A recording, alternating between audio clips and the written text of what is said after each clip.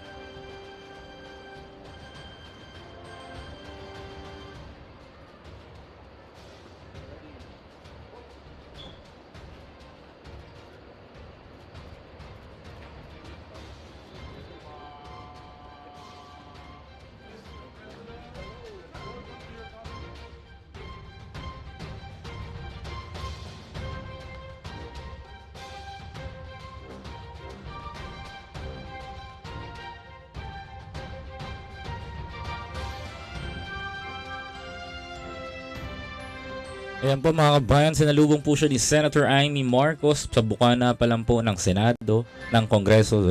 At iba't iba pong mga kalihim ng gobyerno natin, sinasalubong na po at katabi niya po dito si Congressman Martin Romualdez. Pinsang buo po ni Pangulong Ferdinand Bongbong Marcos. Maraming salamat po Ma'am Cynthia. Thank you very much for watching. Dahil naputol tayo kanina, di ako papahuli dyan, i-relive natin yan mga kababayan. Pakinggan natin yung mga mensahe ni Pangulong Ferdinand Bongbong Marcos. And please don't forget to like this live streaming mga kababayan ko. Nang sa ganon ay manotify natin yung mga kababayan natin na hindi pa nakakapanood ng live kanina. Ito po, relive natin to ngayon mga kababayan. Kasama po kayo sa zona ng Pangulong Ferdinand Bongbong Marcos. Dito ay sinalubong siya ng kanyang pamilya. Nakita niyo dito si Simon, si Bini at First Lady Luis Araneta Marcos mga kababayan. At inaantay na nga po magsalita si Pangulong Ferdinand Bongbong Marcos Jr. In a few minutes magsasalita na po si Pangulong Ferdinand Bongbong Marcos. Ito yung inaabangan ng maraming hindi nakapanood sa inyo mga kababayan. Kaya ito nire-relive natin para sa inyong lahat. Ang zona ng Pangulong Ferdinand Bongbong Marcos Jr.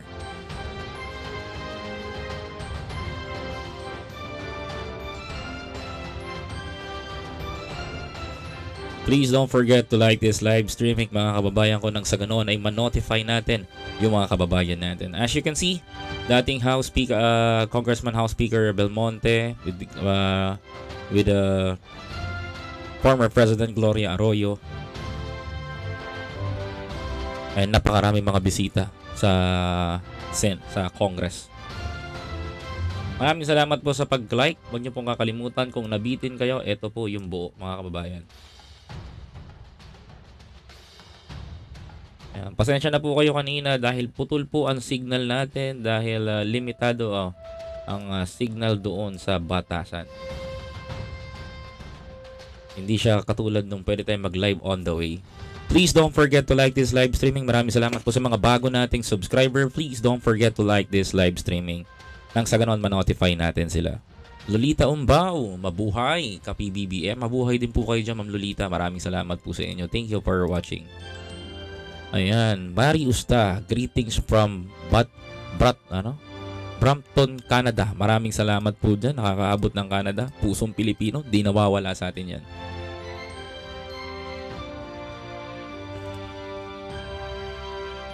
Dagan salamat po sa inyo mga kababayan ko. Huwag niyong kakalimutan na mag-like, comment, and share dito sa ating live stream ngayon. Replay natin yung sinabi ni Pangulong Ferdinand Bongbong Marcos, di ba? Kaya wag na wag kang mawawala mga kababayan ko dahil baka ma-miss mo to. 89,000 viewers right now. Please don't forget to like this live streaming and share natin itong good news ni Pangulong Ferdinand Bongbong Marcos. Ruben Castillo, maraming salamat po sa inyo. Thank you very much for coming. Ma'am Cynthia Carpio, our new subscribers, thank you very much. To our friends on Facebook, ayan, Ligaya Ignacio, watching you from Iceland. Uy, thank you very much po ha. Ma'am Nenita Hudalgo, Ray Castañeda, thank you very much. Ma'am Senya Abario, maraming salamat po. Thank you for sharing. Pio Josephine, Mando Kicks, G. Lubrio, ayan, thank you very much. Share nyo po itong live stream natin ngayon nang makita ng mga kababayan natin yung ginagawa, yung sinabi ni Pangulong Ferdinand Bongbong Marcos at marinig mismo nila na nanggaling sa bibig ng ating minamahal na Pangulo.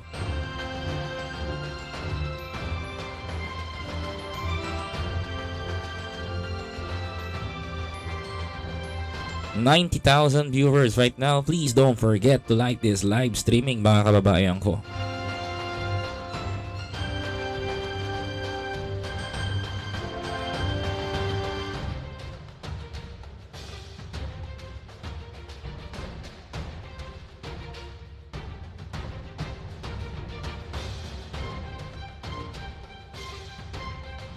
Ma'am Tina Purugan, maraming salamat po sa inyo. Ma'am Barji Yukang, maraming salamat po. From Taiwan, thank you very much for watching. Thank you sa inyong lahat. Marites de los Santos, maraming salamat po. Ayan, please don't forget to like this live streaming mga kapatid, nang sa ganun ma-notify natin yung mga kababayan natin habang hindi pa nagsasalita si Pangulong Ferdinand Bongbong Marcos at inaantay pa natin ito mga kababayan ko. Pinapakita po ngayon si First Lady at si Pangulong Ferdinand Bongbong Marcos at si Senator Amy Marcos na talagang biglang nagpalit ng kulay ng damit. Isa prank ba? Na-prank ba kayo? Akala nyo violet ang suot niya. Si First Lady Luisa Raneta Marcos, tila ba ang lakas mang asar. Tinutok sa kanya yung dilaw eh. Tingnan nyo, dilaw tuloy ang lola nyo. Anyway, ang ganda naman ng kulay kasi color is yellow. There's no problem. Si former First Lady Gloria Arroyo. Andito rin si Congressman Sandro Marcos. Ayan, nakita nyo naman. Grabe oh, yung batasan no. Yung Congress, ang ganda no. Maraming salamat po sa mahal na Pangulo yan, Presidente ko, pusong Pilipino. Maraming salamat, Ray Castañeda. Good evening BNK, sabi dito. Good evening BNK, I salute PBBM, mabuhay ka. Maraming salamat po sa inyo mga kababayan. Pwede bang makahingi ng isang like dyan? 101,000 subscribers na nanonood ngayon mga kababayan ko. Please don't forget to like this live streaming. Ma'am Nora Puli Sukal, maraming salamat sa pag-share. Ayan. Army Panes, good evening BNK, mabuhay. PBBM, mabuhay ka. Maraming salamat po. Ruben is watching you from Batgon, Leyte. Maraming salamat po dyan, sir. Thank you very much po sa mga taga Leyte. Uy, kababayan niyo yan si Pangulong Bongbong Marcos. Elizabeth Alvarez, idol, pagpatuloy nyo. Ayan sa pag-update yan. Maraming salamat po sa inyo. Kaya kami ginaganahan at walang sawang patid na naghahatid balita sa inyo dahil kayo ang aming inspirasyon.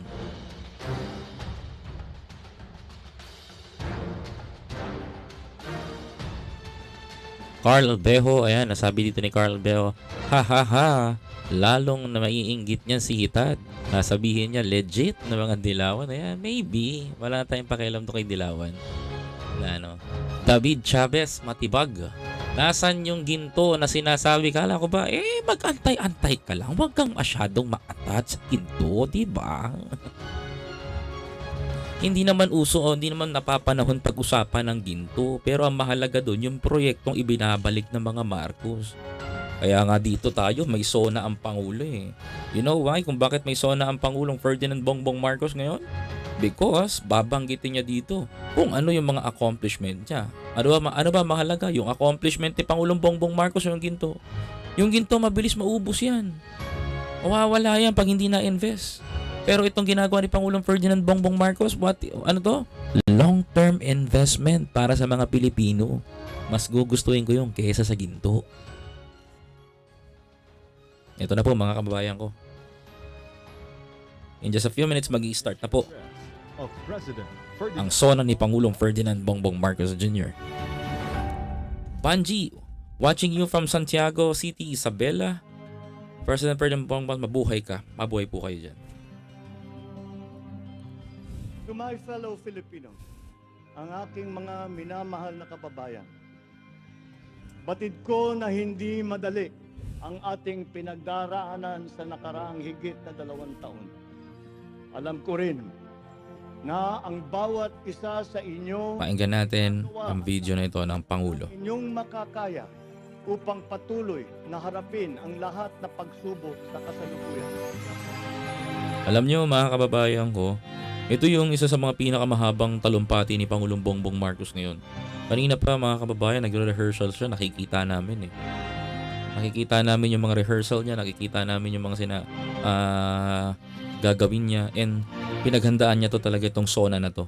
Kaya ako, alam niyo kanina, marami akong nakita doon sa labas na umiiyak na mga kababayan natin.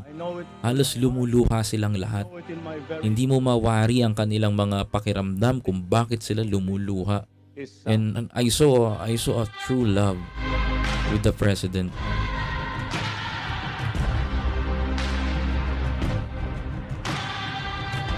Because yung mga imposibleng magawa, imposibleng hindi kayang gawin, mga kababayan ko, nagawa ni Pangulong Ferdinand Bongbong Marcos.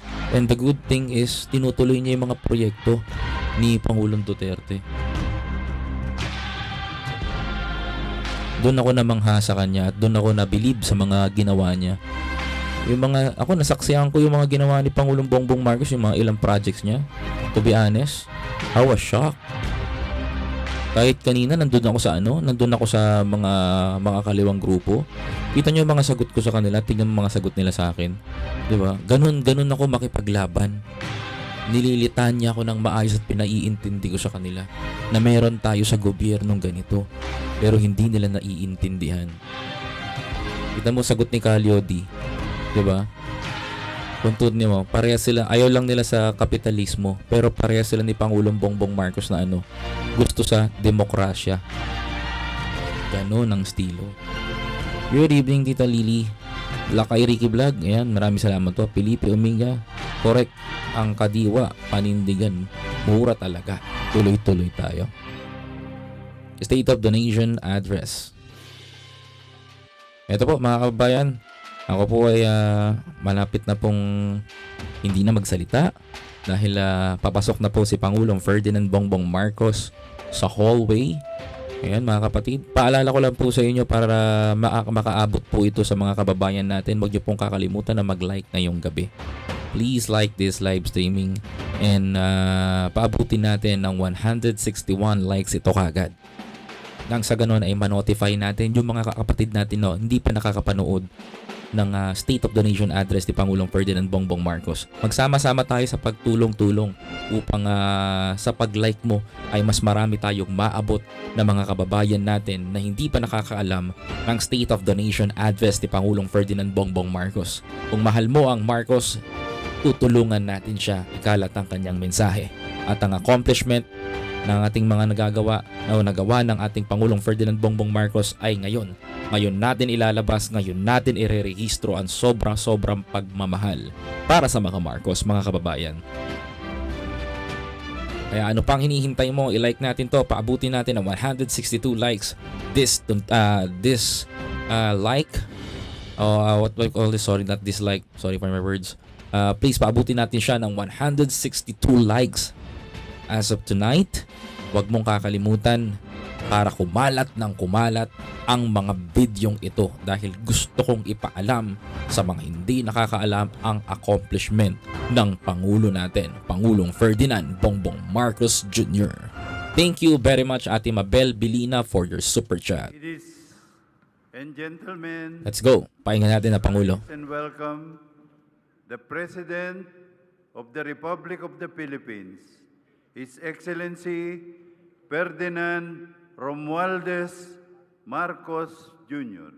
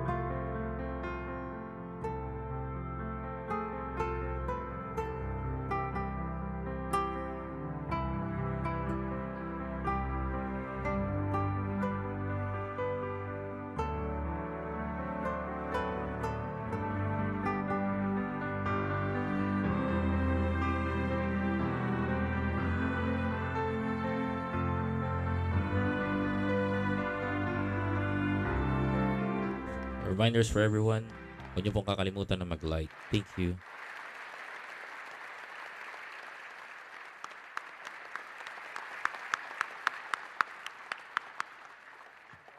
Mr. President. On the part of the Senate, the joint session is hereby called to order. On the part of the House of Representatives, the joint session is called to order. Please remain standing for the singing of the Philippine National Anthem to be led by Ms. Lara Marie Moscardon Maige.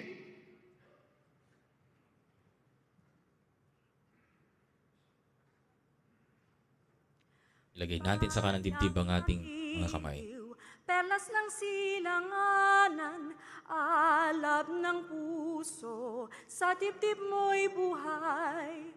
Lupang hinirang, duyan ka ng magiting, sa manlulupig.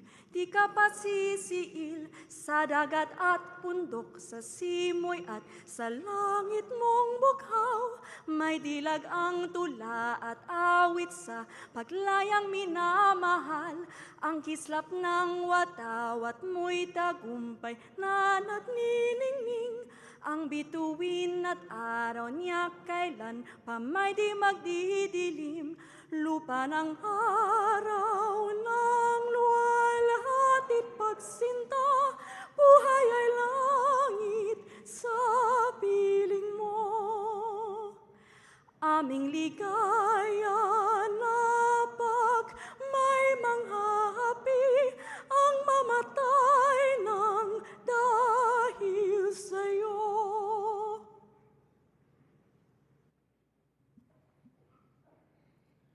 Please remain standing for the nation's prayer. Kindly bow your heads in prayer. O Diyos na makapangyarihan, manlilikha, tagapagbigay buhay at tagapagligtas. Salamat po sa inyong paggabay sa buong sandaigdigan, lalo na sa pagkalinga sa sangkatauhan mula sa dumating na pandemya. Maraming salamat sa mga pagbibiyayang patuloy ninyong ibinibigay sa aming minamahal na bayang Pilipinas. Bismillahirrahmanirrahim. Allahumma barik lana hada al-ijtima. Sa pagtitipong ito, kasihan niyo po kami ng inyong banal na diwa at liwanag upang ang gawin ito ay magbunga ng ginhawa at kasiyahan sa pang-araw-araw na gawin ito, araw-araw na buhay na sambayanan.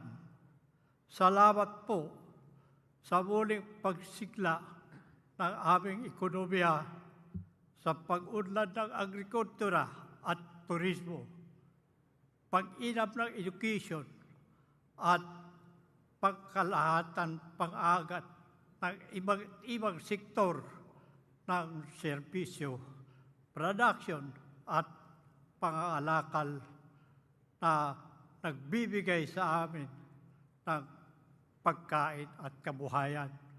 Rabbana atina fid dunya hasanatan wa fil akhirati hasanatan wa qina adhaban nar. Walhamdulillahi rabbil alamin. Salamat po sa matibay na bigkis ng aming pamilya at lipunan. Nakalakip ng kaloob niyong matibay na pananampalataya sa inyo at ang aming pananalig sa pamahalaan ay sama-samang bumuo ng aming matibay na pundasyon bilang isang bayan.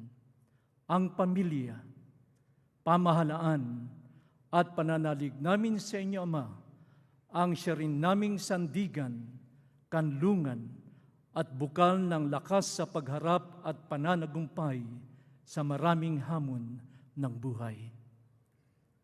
Salamat po sa pag-iral ng kapayapaan at kaayusan sa gitna at sa kabila ng iba't ibang pananaw, sa marubdob at masiglang diskurso ng aming demokrasya. Tulungan niyo po kami upang makamit ang mas malalim, matibay, malawak na kapayapaan sa ikabubuti ng lahat. Akayin niyo po kami sa pagpapaunlad panglalo ng ekonomiya upang makarating ang mas maraming biyaya sa bawat tahanang Pilipino. Kalakip nito, bigyan niyo rin po kami ng dunong at pagkakaisa sa pagharap at pangangasiwa ng hamon ng climate change. Maghari po kayo ng ganap ang inyong banal na diwa sa puso at isip ng aming mga mamamayan at mga pinuno, mga mambabatas, na mamahala at mga hukom, 10 ng kanilang mga tauhan, upang ang buong katapatan, ang paglilingkod nila at kagandahang loob na manguna sila at maglingkod tungo sa mapayapa, makatarungan, maayos, maunlad, masagana at masayang pamumuhay ng buong sambayanan. Itinatalaga po namin ang gawain ito sa inyo pong mabunyi at dakilang pangalan.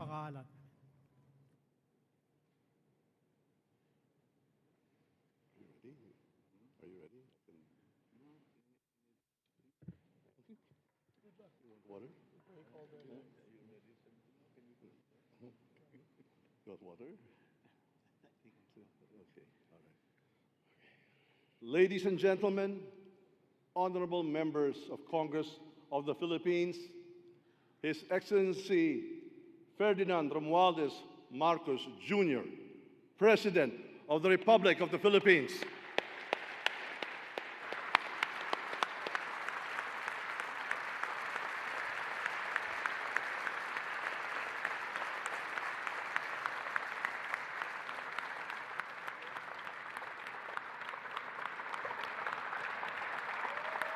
Thank you.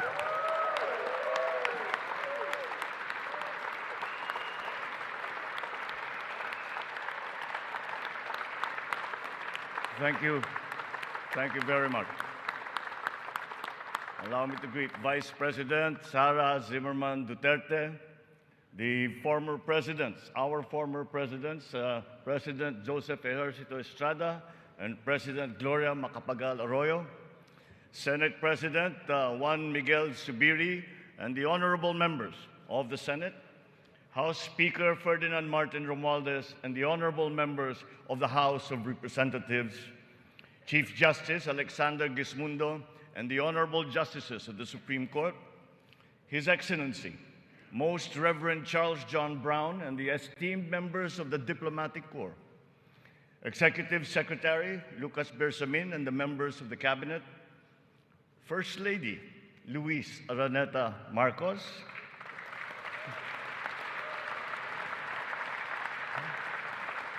former First Lady Imelda Romualdez Marcos, other distinguished guests, mga minamahal kong kababayan, ladies and gentlemen, magandang hapon po sa inyong lahat. 1 year ago today, I stood here before you, setting forth the plans that we have to improve our economy, bring jobs to our people, improve the ease of doing business, recalibrate our educational system to adapt to the new economy, lower and rationalize energy costs, boost agricultural production, enhance healthcare, and continue social programs for the poor and the vulnerable. Let me now report to the people on the successes that we can now lay claim to, and also the challenges that we continue to face. Last year, we emphasized certain strong headwinds that were confronting us along with the rest of the world in our post-pandemic economic recovery. And the biggest problem that we encountered was inflation. Maraming kaganapan sa mundo ang nakapagpagulos sa maayos na takbo ng pandaigdigang merkado. Bukod sa digmaan sa Ukraine, naroon ang patuloy na epekto ng pandemya. Pinalala pa ito ng pagbabawas ng produksyon ng mga bansang pinagkukuhanan natin ng langis. Nang tumaas ang presyo nito, nagsumura na rin ang presyo ng iba't ibang bilihin, ang gasolina, ang kuryente at ang pagkain. Ramdam sa buong daigdig, pati na sa Pilipinas, ang naging pagtaas ng mga presyo ng bilihin noong mga nakalipas na buwan. Sinuri nating mabuti ang sitwasyon. Sa tulong ng ating mga ekonomista, nakapagbalangkas tayo ng mga polisiya na magsisilbing pundasyon ng ating ekonomiya sa mga susunod na taon. Ito ay nakasaad sa ating medium-term fiscal framework na sinuportahan ninyo sa Kongreso. Kasabay nito ang paglulunsad ng mga estratehiya na mapalakas sa kakayahan ang ating mga kababayan at mga sektor ng ating ekonomiya. Nakakita po tayo ng magagandang resulta. While the global prospects were bleak, our economy posted a 7.6% growth in 2022, our highest growth rate in 46 years.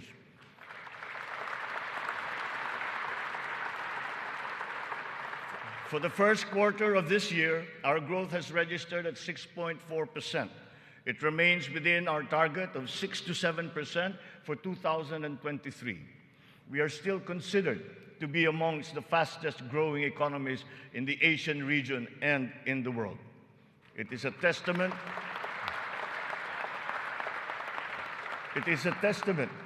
to our strong macroeconomic fundamentals.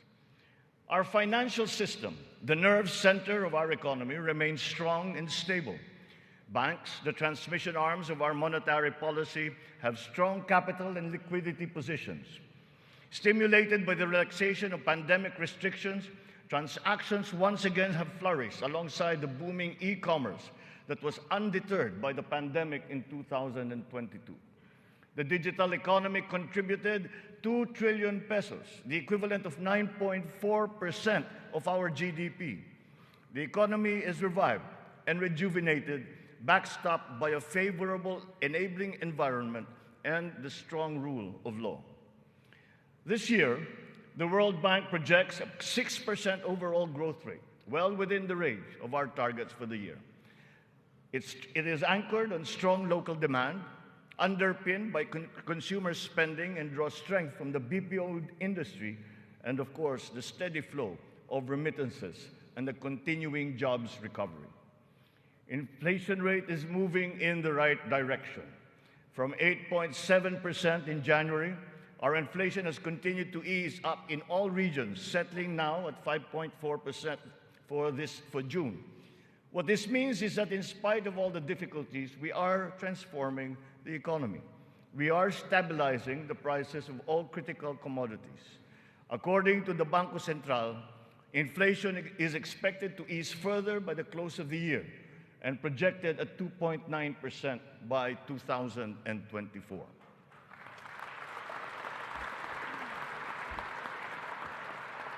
On matters of the economy, there are many things over which we have no control. But over those where we do have control, we are doing everything we can.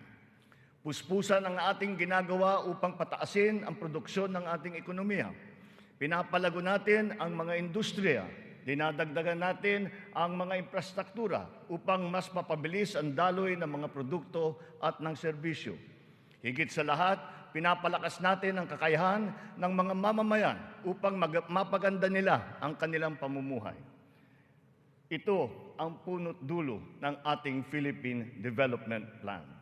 Investments in public infrastructure and in the capacity of our people through food, education, health, jobs, and social protection remain our top priority. For this year, economic and social services were allocated almost 70% of the national budget. Higher revenue collections will be critical in our bid to bolster public investments. Under our fiscal framework, we envision our tax and revenue efforts to further increase to up to 16.9% and 17.3% by 2028. Revenue generation has improved this year. From January to May, the Bureau of Internal Revenue has posted record collections amounting to 1.05 trillion pesos, an increase of almost 10% over the last year. For its part, the Bureau of Customs has also increased its collection by 7.4% for the first 7 months of 2023, amounting to 476 billion pesos. Since July 2022, we have seen increased revenues from PAGCOR of 47.9% and from the PCSO of 20%. We therefore seek, once again, the continued support of Congress to enact into law the policies and reforms under our fiscal framework. Sa mga nakalipas na buwan, nakita natin ang pagbaba ng presyo ng bilihin sa iba't ibang mga sektor. Napatunayan natin na kayang maipababa ang presyo ng bigas, karne, isda, gulay at asukal. Malaking tulong ang Kadiwa Store na ating muling binuhay at inilunsad. Ang layunin ng Kadiwa ay pag-ugnayin ang mga magsasaka at ang mga mamimili. Walang iba pang namamagitan. Wala nang dagdag, dagastos at patong. Maganda ang kita ng magsasaka, nakakatipid din ang mga mamimili. Sa mahigit 7,000 kadiwa na idinaos sa buong Pilipinas, 1.8 million na pamilya ang nakinabang sa mababang presyo ng bilihin. Sa kabuuan, halos 700 milyong piso ang naging benta ng mga ito na nakapagbigay ng hanap buhay sa mga membro ng mahigit 3,000 na kooperatiba at samahan. Maganda ang nakita nating resulta, kaya papalawigin pa natin ang Kadiwa sa buong bansa. Kamakailan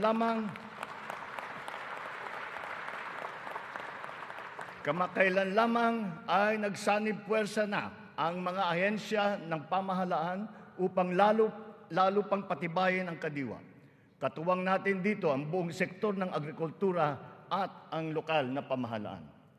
Our aim is to boost our local agricultural production through consolidation, modernization, mechanization, and improvement of value chains, augmented by timely and calibrated importation as needed. Nakita nating tumaas ng 2.2% ang sektor ng agrikultura sa unang 3 buwan ng taong ito. In our quest for food security, our methods are now more guided by science and the balance of nature, so that production is both sustainable and responsible, benefiting both this and future generations. Our fisheries codes must be revised to incorporate and strengthen science-based analysis and determination of fishing areas. This approach will protect both the interests of our fisherfolk and our fisheries and aquatic resources.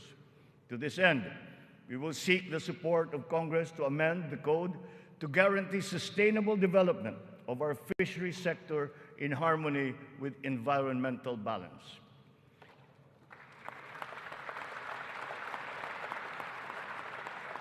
Ipinagbubuklod natin ang mga magsasaka sa pamamagitan ng farm and fisheries clustering at mga livestock multiplier farms. 300 cluster na ang ating natukoy na binubuo ng halos 900 kooperatiba at may lawak na mahigit na 200,000 hektarya ng bukirin. Upang mas mapabilis at mas mapadali ang pagbuo ng kooperatiba, kakailanganin natin ang suporta ng Kongreso na maamyendahan ang Cooperative Code. Sa pamamagitan nito, unti-unting lalakas ang kanilang produksyon at puwersa sa merkado. Totoo ang kasabihan, mas malapas basta't sama-sama. Pinapalawak natin ang kanilang kaalaman sa makabagong mga teknolohiya at pamamaraan. Isa na rito ang paggamit ng biofertilizer na gawa sa Pilipinas at subok din at maaasahan. Sa balanced fertilizer strategy, gaganda ang ani ng mga magsasaka. Hindi na nila kailangan pang umasa sa mas mahal at imported na fertilizer. Bilang tulong sa mga magsasaka, namigay ang pamahalaan ng mahigit 28,000 mga makabagong makinarya at mga kagamitan sa iba't ibang dako ng Pilipinas. Sa ilalim ng iba't ibang mga programa ng kagawaran ng agrikultura, namigay ang pamahalaan ng mahigit na 50 milyong binhi ng palay, mahigit 1 milyong binhi ng mais, at sari-saring mga binhi ng gulay. Nagpamigay tayo ng mahigit 100,000 binhi ng nyug at nagpatanim sa halos 10,000 hektarya ng lupa sa buong bansa. Lahat ng mga binhing ito ay makabago, hybrid at mataas ang kalidad. Sa naging pagtaas ng presyo ng gasolina at pataba, nagdala ng kaunting ginhawa ang mga fuel at fertilizer discount vouchers na ating pinamigay sa mga nahihirapang magsasaka. Ang mga natanggap nating donasyon na pataba mula sa China, pinimigay na natin kaagad sa kanila. Isa sa mga dahilan ng pagtaas ng presyo ay ang mga smuggler, mga hoarder at mga nagmamanipula ng presyo ng produktong agrikultural. Hinahabol at ihaabla natin sila.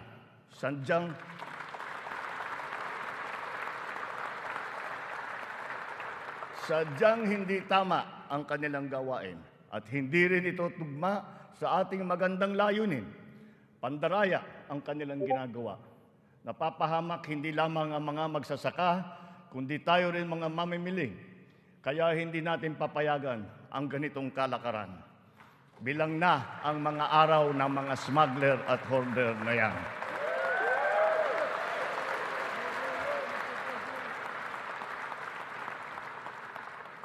Mahalaga ang infrastruktura para masuportahan ang may 14 na milyong hektarya ng sakahan. Inayos natin ang geo-agri-map ng mga farm-to-market roads ng buong bansa upang maidugtong mabuti ang mga sakahan sa mga pamilihan. Alinsunod dito, karagdagang 600 kilometro ng mga FMR ang ating nilatag sa iba't ibang panig ng bansa. Binigyan din natin ng patubig ang mahigit na 49,000 hektarya ng bukirin sa buong Pilipinas. Nagpagawa tayo ng halos 4,000 mga karagdagang fabrication lab, production at cold storage facility na magagamit ng lahat. Sa tulong ng Kongreso, nakapagpatayo tayo ng 24 na multi-species hatcheries upang maparami ang produksyon ng mga isda. Nakabantay tayo sa anumang banta ng mga sakit at peste na maaring dumapo sa mga pananim at alagang hayop. Malapit na tayong magkaroon ng mga epektibong gamot at bakuna labang sa mga ito. Samantala, pinapalakas natin ang biosecurity levels ng mga alagang hayop bilang panlaban sa sakit. Tayo rin ay naghahanda sa El Nino na nagbabadyang tumama sa mga darating na buwan. Nagsimula na tayong maghanda at ang mga buffer stock at ang mga kagamitang patubig ay hinahanda na. Kung kinakailangan, magsasagawa pa tayo ng cloud seeding upang makapagdala ng ulan. Kasabay ng lahat na ito, hinihimok din natin ang ating sambayanan na magtipid ng tubig para sa malawakang paghanda sa banta ng tagtuyot. Tulad ng ating ipinangako, ipinagpatuloy natin ang reformang pansakahan. Mahalagang haligi ito ng sektor ng agrikultura na ating inaayos. Nitong nakalipas na taon, mahigit 70,000 titulo ng lupa ang ginawad sa mga benepisyaryo ng reformang agraryo.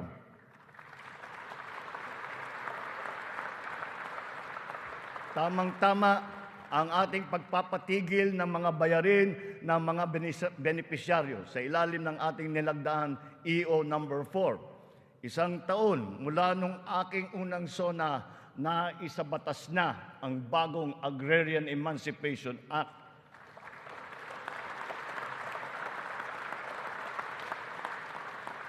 Dahil dito, ang 57 billion piso ng utang na pinapasan ng mahigit 600,000 benepisyaryo ay tuluyan ng nabura.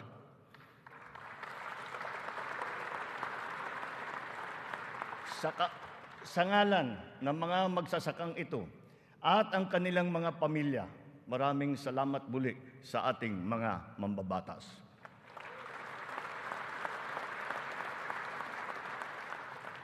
Ang tubig ay kasing halaga rin ng pagkain. Kailangan natin tiyakin na may sapat at malinis na tubig para sa lahat at sa mga susunod na salinlahi. Kasama na rito ang tubig na ginagamit natin para sa sakahan. Considering its fundamental importance, water security deserves a special focus. Our efforts must not be scattershot, but rather cohesive, centralized, and systematic. So given that urgency, we have created the Water Resources Management Office to specifically handle the delicate job involving this most precious resource. Nakikipag-ugnayan tayo sa Kongreso upang maipasa ang batas para sa pagbuo ng isang Department of Water Resource Management.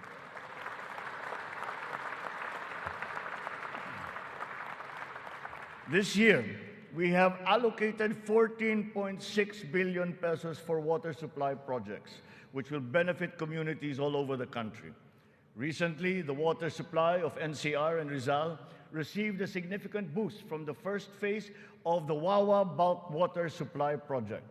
The water supply will increase as the project enters the second phase. We have installed 6,000 rainwater collection systems across the country in preparation for the looming dry spell brought about by El Nino. One of the keys to continuing economic growth is infrastructure development. So we will build better and more. Our 8.3 trillion peso Build Better More program is currently in progress and being vigorously implemented.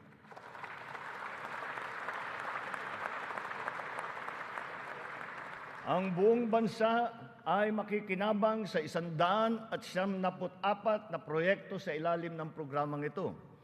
Hindi lamang natin pinapagpatuloy ang mga nasimulan ng mga proyekto, lalo pa natin pinapalawak. Kaya naman, ang 123 proyekto dito sa Build Better More program ay bago. The flagship projects cover investments in the areas of physical connectivity, water resources, agriculture, health, digital connectivity, and energy. Physical connectivity infrastructure, such as roads and bridges, seaports, airports, mass transport, account for 83% of this program. Our infrastructure spending will stay at 5 to 6% of our GDP.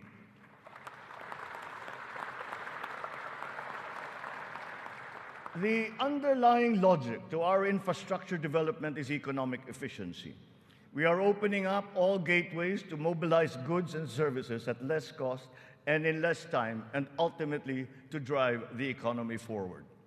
Our road network plans must link not only our 3 major islands, but all prospective sites of economic development. The 1,200-kilometer Luzon Spine Expressway Networks program will effectively connect Ilocos to Bicol from 20 hours to just 9 hours of travel.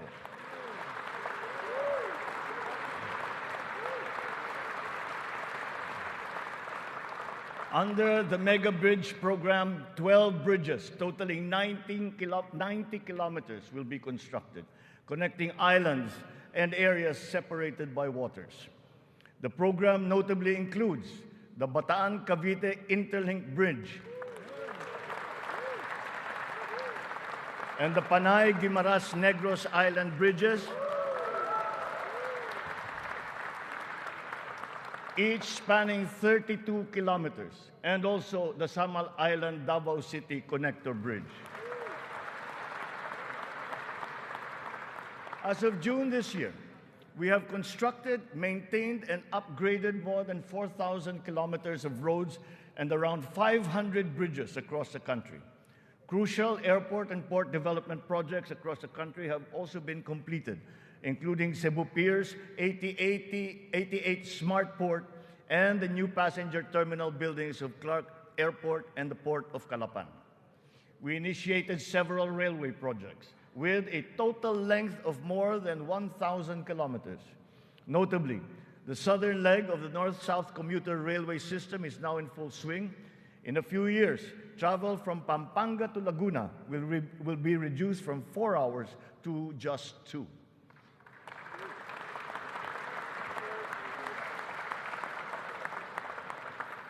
Intermodal connectivity will also be a primary consideration. Roads, bridges, and mass transport systems will be interconnected. This network will provide access and passage to vital and bustling economic markets, such as agriculture hubs, tourism sites, and key business districts. For strategic financing, some of the nation's high-priority projects can now look to the newly established Maharlika Investment Fund without the added debt burden. In pooling a small fraction of the considerable but underutilized government funds, the funds shall be used to make high-impact and profitable investments, such as the Build Better More program. The gains from the fund shall be reinvested into the country's economic well-being. To ensure sound financial management, a group of internationally recognized economic managers shall oversee the operations of the fund, guided by the principles of transparency and accountability. This guarantees that investment decisions will be based on financial considerations alone, absent any political influence.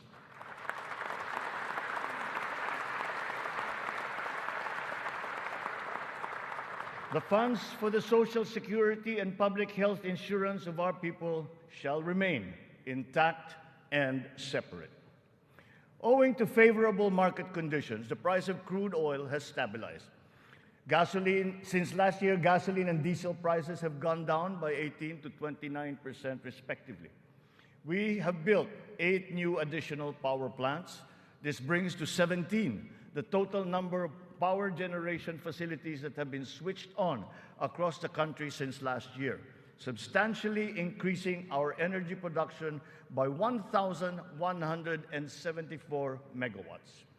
Alongside power generation, we are also as relentless in pursuing total electrification.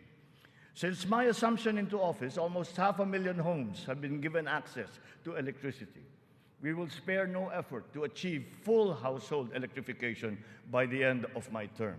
100% is within our reach.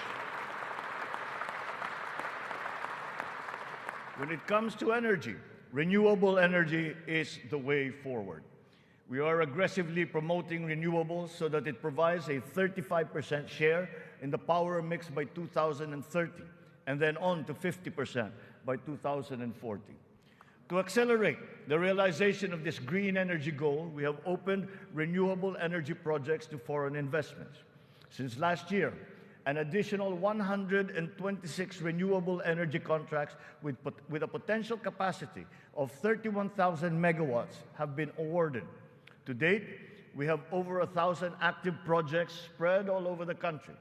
299 of these are solar, 187 are wind, 436 are hydroelectric, 58 biomass, 36 geothermal, and 9 are ocean-powered. The Malampaya project has been a boon to our country, energizing 20% of Luzon. The renewal of the contract guarantees continued revenues and energy production for another 15 years. But aside from Malampaya, we will also push for more gas exploration in other parts of the country. The national government has also partnered with the BARM in regard to energy exploration and development, and also its utilization within its territorial jurisdiction.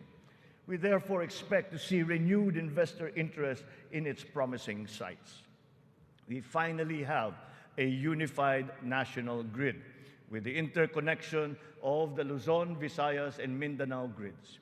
The one grid, one market will enable more efficient transfers and more competitive pricing of electricity throughout the country. However, 68 grid connections are much delayed, according to the ERC's count. We are conducting a performance review of our private concessionaire, the National Grid Corporation of the Philippines. We look to NGCP to complete all of its deliverables, starting with the vital Mindanao, Visayas, and Cebu Negros Panay interconnections. Habang pinapabuti natin ang lagay ng ekonomiya, pinapalakas din natin ang kakayahan ng Pilipino. Ito ay sa pamamagitan ng mahalagang armas ng edukasyon, magandang kalusugan at trabaho. Malaking bahagi ng pondo ng pamahalaan ay inilaan para sa mga ito. Sa ating pagtahak sa kaunlaran, walang mamamayang Pilipino ang maiiwanan. Para sa atin, ang bawat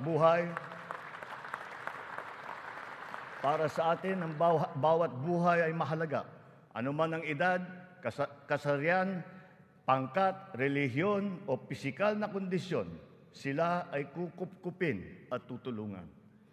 Naglalaan tayo ng sapat na pondo para sa mga paglingap ng mga lubos na nangangailangan. Layunin natin na sila ay makabangon, mabigyan ng sapat ng kakayahan at maging produktibo. Hindi lamang DSWD, kundi pati ang DOLE, ang DepEd, TESDA, CHED ay tumutulong sa ating mga kababayang nangangailangan. Ang AIX, TUPAD, TVET for Social Equity, Social Pension for Indigent Senior Citizens, at ang Cash for Work para sa mga PWDs ay ilan lamang sa mga mahahalagang programa ng pamahalaan para sa kanila. Nariyan din ang Integrated Livelihood Program Kabuhayan upang matulungan ang mga maliliit na negosyo. We are inclusive in our pursuit of social protection. The pension of the military and the uniformed personnel is as important, as urgent, and as humanitarian as that of all other civilian Filipino employees. Efforts are underway to make it fully functional and financially sustainable. We are once again working closely with Congress to ease the transition from the old system to the new one, so as to be able to guarantee that no effects are felt by those in the uniformed services.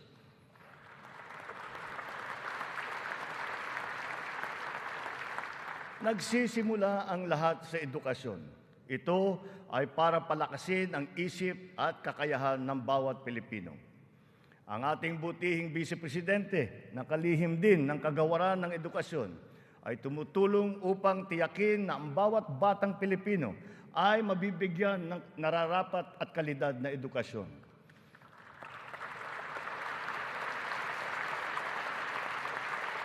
We have renewed hope in giving the best to our next batches of students, especially the 28.4 million learners who return to school this year.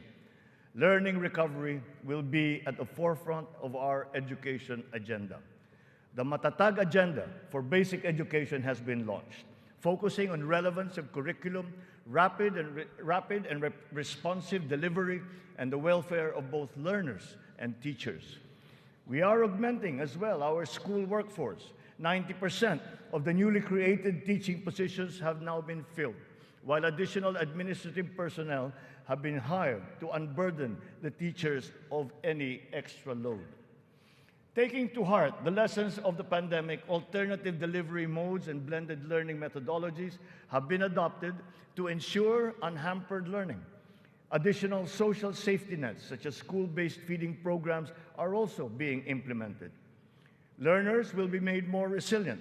Our public schools and facilities are being increased and fortified. The shortage of classrooms and facilities is being addressed. Aside from new construction, schools and facilities are being retrofitted to become ready for the future, ready for hybrid and high-tech learning, and also climate-ready and disaster-proof. Through the DepEd Partnership Assistance Portal, private sector partners continue their assistance in the rehabilitation and improvement of schools as part of their corporate social responsibility programs. We are recalibrating the K-10 curriculum to ensure that it is always relevant, responsive, and at par with international standards. Literacy and numeracy skills need to be strengthened. The virtue of good citizenship and sense of community are also now integrated into our curriculum. We continue to exhaust all efforts to keep our young people away from the sinister influences in the dark corners of society. We are making available to them their participation in formal schooling, alternative learning, non-diploma courses, or in technical vocational education and training, or TVET. TVET continues to prove itself to be an empowering educational intervention. There are many examples of how its graduates have gone on to secure competitive technical jobs. Since last year, more than 1 million Filipinos graduated from the TVET, 1/3 of whom were TESDA scholars. More and more of our higher education institutions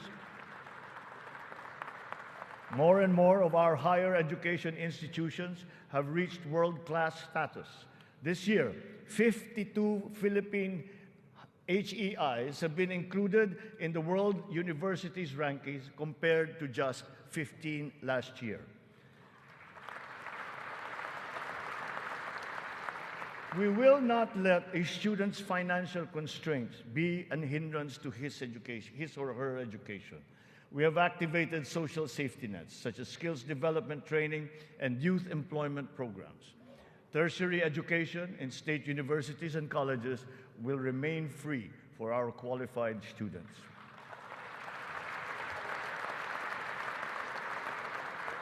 Last year, out of the 4.1 million enrolled college students, almost 50% were beneficiaries of the country's free higher education under the Universal Access to Quality Tertiary Education program. Deserving and talented students without the financial capacity to attend school will not be left behind in this education agenda. A culture of innovation, working hand in glove with a culture of entrepreneurship, must be fostered. This is Philippinovation. Science and technology, especially R&D, will be at its foundation. The DOST leads the development of our capabilities in science, technology, and innovation. Science and technology-related scholarships are made available for the talented and technically gifted students from high school all the way to graduate school. To address the challenge of staying at the cutting edge of technology, 44 renowned Filipino scientists in diverse areas of expertise have returned home under the Balik Scientist program. They will undertake research in various priority fields and will be supported by upgraded facilities and R&D funding.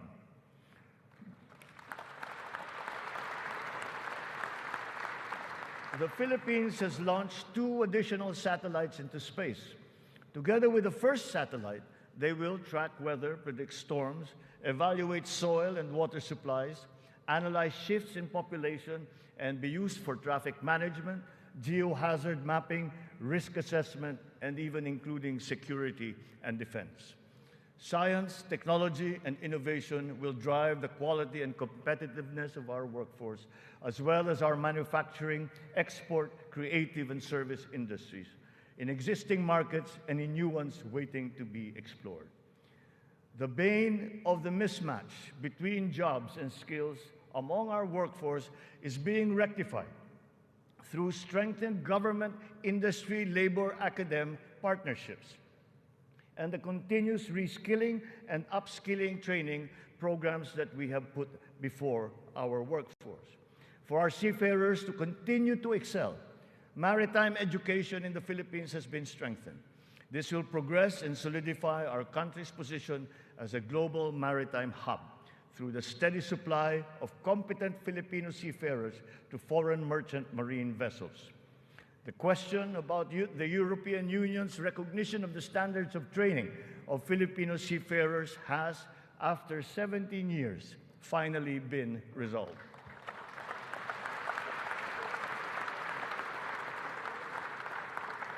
This development now effectively maintains the Filipino seafarers' distinct competitive advantage in the global shipping labor market. To address the current shortage of healthcare professionals in our country and to help us achieve our goal of universal healthcare, we are greatly expanding our medical and nursing education programs. We will push the envelope even further. We are helping nursing graduates hurdle their board exams so that they will obtain their licenses and join our pool of healthcare professionals.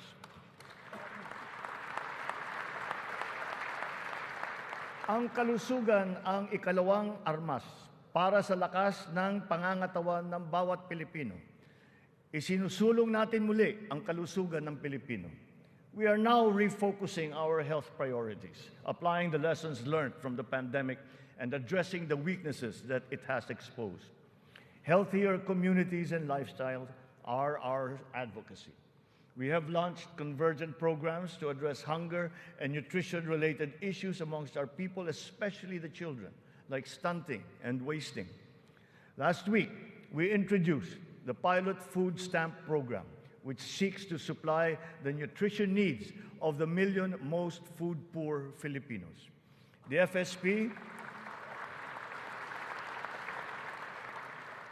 FSP shall complement our nutrition continuity programs, such as the First 1,000 Days program, which ensures nourishment for the first 3 years of a child's life.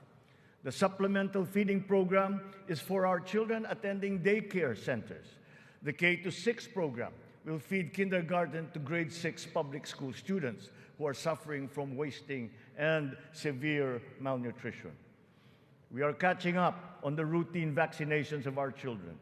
As of this year, more than 80% of our eligible children have been vaccinated against measles, rubella, and polio. Nananawagan ako sa lahat ng mga magulang na kumplituhin ang mga bakuna ng kanilang mga anak at magtungo sa pinakamalapit na health center para sa mga libreng bakuna. The whole of society must exert efforts to suppress the alarming rise of tuberculosis and HIV/AIDS. To stem the tide, the strategic plan is to ensure early diagnosis and treatment and ample testing sites and medications. Our healthcare system is undergoing structural changes. Public health facilities are being increased, both in number and in capability. Last year, more than 3,400 projects were completed. To improve capacity for specialized medical treatment, specialty centers in various fields are being established and integrated into our government hospitals. And in the last year, additional 60 specialty centers have been opened to the public. Just last week, we inspected the site of what will soon be a 5-hectare multi-specialty center in Pampanga, which will specialize in pediatrics, cardiology, kidney, and cancer treatment.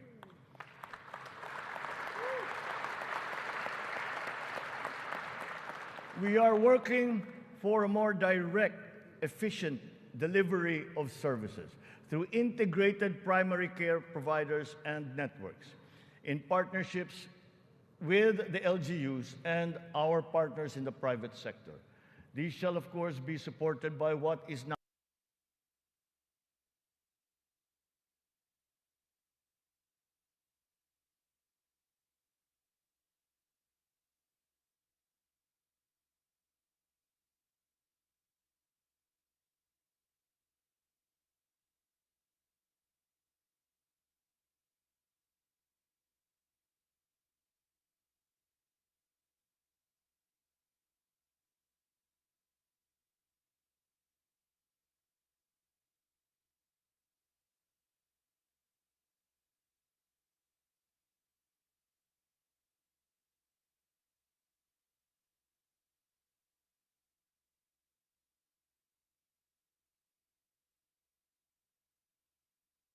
piso ng utang na pinapasan ng mahigit 600,000 benepisyaryo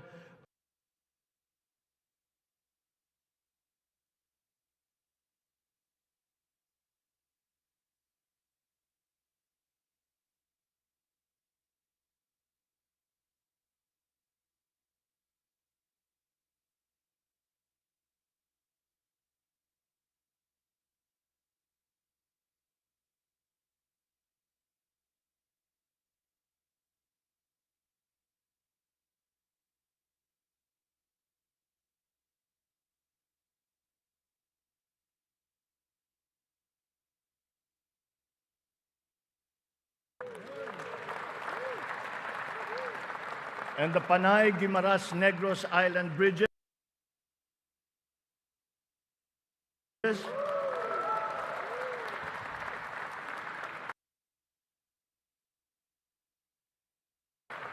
each spanning 32 kilometers.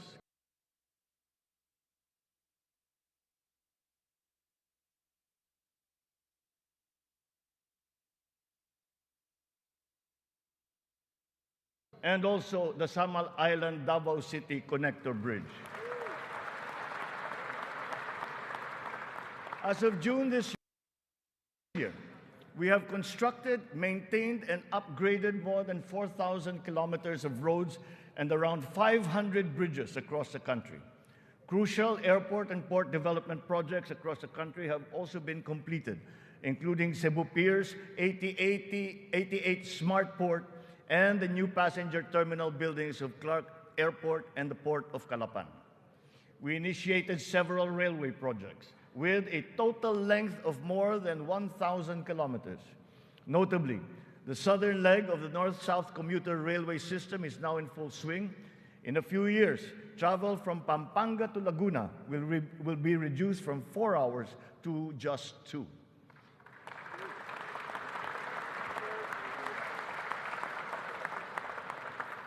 Intermodal connectivity will also be a primary consideration.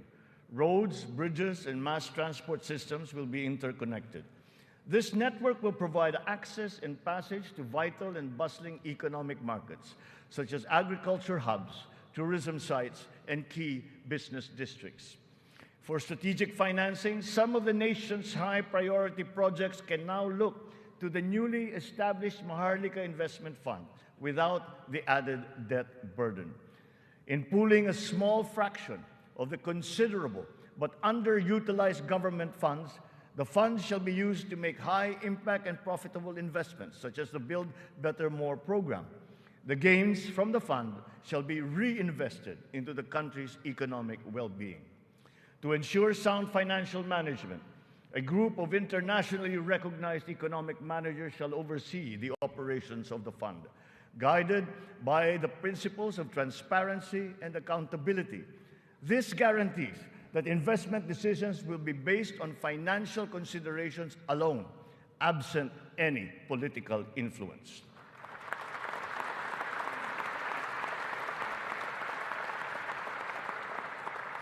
The funds for the social security and public health insurance of our people shall remain intact and separate. Owing to favorable market conditions, the price of crude oil has stabilized. Since last year, gasoline and diesel prices have gone down by 18 to 29% respectively. We have built 8 new additional power plants.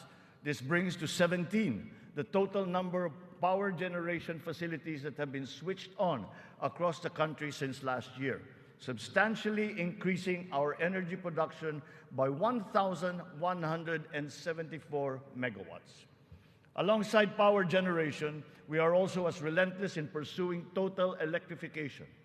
Since my assumption into office, almost 500,000 homes have been given access to electricity. We will spare no effort to achieve full household electrification by the end of my term. 100% is within our reach. When it comes to energy, renewable energy is the way forward. We are aggressively promoting renewables so that it provides a 35% share in the power mix by 2030, and then on to 50% by 2040. To accelerate the realization of this green energy goal, we have opened renewable energy projects to foreign investments. Since last year, an additional 126 renewable energy contracts with a potential capacity of 31,000 megawatts have been awarded. To date, we have over 1,000 active projects spread all over the country. 299 of these are solar, 187 are wind, 436 are hydroelectric, 58 biomass, 36 geothermal, and 9 are ocean-powered. The Malampaya project has been a boon to our country, energizing 20% of Luzon. The renewal of the contract guarantees continued risk assessment and even including security and defense. Science, technology, and innovation will sasanay at paniniguro sa kanilang kapakanan. Naglagay po tayo ng doktor sa halos 200 munisipyo sa bansa. Lalagyan natin din ng doktor ang natitirang 19 na bayan na wala pang doktor. Upang masuklian naman natin ang naging sakripisyo ng ating mga health workers sa pribado at pampubliko ng mga ospital nung nakaraang pandemya, ipapamahagi na sa kanila ang kanilang COVID Health Emergency Allowance at iba pang mga nabinbing benepisyo.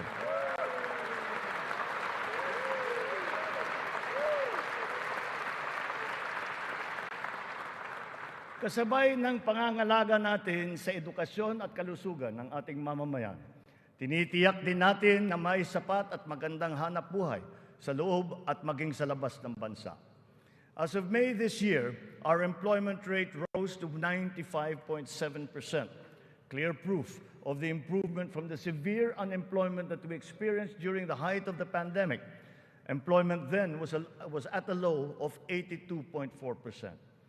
But even with our current high level of employment, we must do more. We will generate additional jobs for the remaining 4.3% of our workforce, as well as for the 11.7% underemployed Filipinos seeking better employment opportunities. Under the banner of our fast-growing economy, we are aggressive in our investment and business promotions and facilitations. For that, we have not limited ourselves to the local economy, but we have looked to the global economy for partnerships and agreements. Our independent foreign policy, a friend to all and enemy of none, has proven effective. We have formed strategic alliances with our traditional and newfound partners in the international community. We have embarked on foreign trips to promote the interest of the country for peace building and for mutually beneficial purposes. These economic missions have yielded an estimated total investment value of 3.9 trillion pesos or $71 billion with a potential to generate 175,000 jobs. The implementation of recent economic reforms is underway. BOI-approved investment projects have reached 1.2 trillion pesos during our first year, while other strategic investments approved for processing through the newly established green lanes amount now to 230 billion pesos. Our existing bilateral and multilateral trade agreements, notably within the ASEAN framework, and with Japan, and with Europe, and allow us to leverage our competitive advantages and reap economic benefits. We will continue to forge more of these international partnerships that will lead to a more balanced trade strategy and a healthier economic position. The Regional Comprehensive Economic Partnership, or RCEP, is now in force. It is a multilateral trade arrangement with the ASEAN and other countries such as Australia, China, Japan, Korea, and New Zealand. We can now have competitive access to a regional market that comprises 2 billion people. As we address our weaknesses and develop competitiveness in other potential areas, we must also play to our strengths. Our competitive advantage must be leveraged. As a service export powerhouse, we must continue to nurture the growth of the services sector, particularly the information technology business process management sector, and of course, the tourism industry. Our tourism has always been a reliable pillar of our economic growth through the years, providing livelihood to more than 5 million of our citizens. Because of the reopening of the economy and the phenomenon of revenge travel, this sector is headed for a great rebound. From January to June this year, we have received 3 million international visitors. This number is already 62% of our 4.8 million target for the entire year. Mga kababayan, ang lahat ng mga ginagawa natin ito ay magbibigay bunga sa libu-libong hanap buhay para sa ating mga kababayan.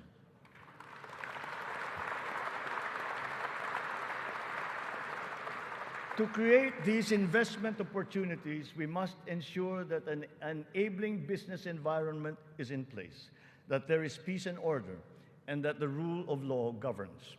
We will solidify our country's reputation as an attractive and reliable investment destination. Building on institutional reforms of recent years, we have created green lanes for strategic investments and expedited the business processes in various sectors and investment modalities. A progressive and rationalized system of taxation is a component of the ease of doing business. The CREATE law has made our corporate tax and incentive schemes equitable and business-friendly. There are more structural tax reforms that must be introduced to allow us to reach our socio-economic targets. Digitalization is the call of today, not the call of the future, not the call of the future, but of the present. It is here, it is needed, and it is needed today. Government must fully embrace digitalization to provide better service to the people through its vital frontline services and its back-end functions. Digitalization will support the government's data-driven and science-based planning and decision-making. It is the greatest, most powerful tool, not just to improve the ease of doing business, but also against many forms of graft and corruption. Data shows that digitalization, in conjunction with government streamlining efforts, has significantly boosted efficiency. Notable examples are in the areas of government payments, company and business registrations, issuance of permits and licenses, loan applications, and revenue collection. All our digitalization efforts will be linked to our payment systems, whose digital transformation has been accelerating at a remarkable rate. Digital payments accounted for 42% of the total retail payments made in 2022, whether by businesses or individuals or by the government. Its high trajectory is now well positioned to achieve Bangko Central's target of 50% of total retail payments by this year. The eGov.ph app has also been launched. As envisioned, all key government services are to be integrated into the single and centralized mobile app for the convenience of the general public. The national ID system will be at the core of this digitally transformed network of government services. It will fundamentally change the lives of each Filipino. At 87% total registration, we are now closer to establishing a complete, accurate, and reliable digital database of our own for the entire population. This has already been integrated into the eGov.ph app and can be now accessed by our citizens. Consistent with this transformative policy direction, all government offices must then ensure that their vital services are digitalized immediately. In response to this call, the Department of Migrant Workers launched last week the Department of Migrant Workers Mobile to make the journey of our overseas Filipino workers easier. Because of system upgrades, our internet speed has improved. As of June of this year, our fixed broadband speed ranks 47th amongst 180 countries. This ranking is 11 places higher than it was last year. Our mobile internet speed is now ranked at 83 out of 142 countries, which is 8 places higher than it was last year. There will be more improvements as our internet infrastructure undergoes further upgrades. Earlier this year, Starlink went live in the Philippines, now providing high-speed satellite broadband connectivity. Our national fiber backbone and broadband ng MASA projects will also deliver high connectivity and high-speed internet. We are prioritizing geographically isolated and disadvantaged areas. The DICT has been directed to consolidate all these digitalized government services into the eGovPH app, to establish the National Government Portal and the Philippine Business Data Bank to improve the internet speed in our country. With our e-commerce roadmap firmly in place, we are poised to take this digitalization drive further and beyond, utilizing e-commerce to take full advantage of new technologies. The first bill that I signed into law was the SIM Registration Act, because we are mindful of the risks and vulnerabilities that can lead to negative consequences.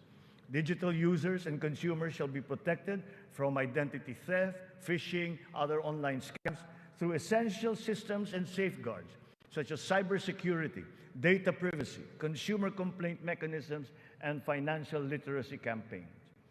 The trainings necessary to ease the transition of those whose jobs would be affected by the shift to digitalization are also now being included in the curricula and programs offered by TESDA, DICT, and other agencies of government. It is our wish that one day foreign employment will be driven by choice, not by necessity. It remains a noble calling that our OFWs have answered, requiring great sacrifice from them, their families, and their communities. We are engaging with our partners in the international community to ensure a safe working environment for our countrymen. And as we do so, we are also putting in place responsive mechanisms for the social welfare, repatriation, and reintegration of our returning OFWs into the Philippine economy.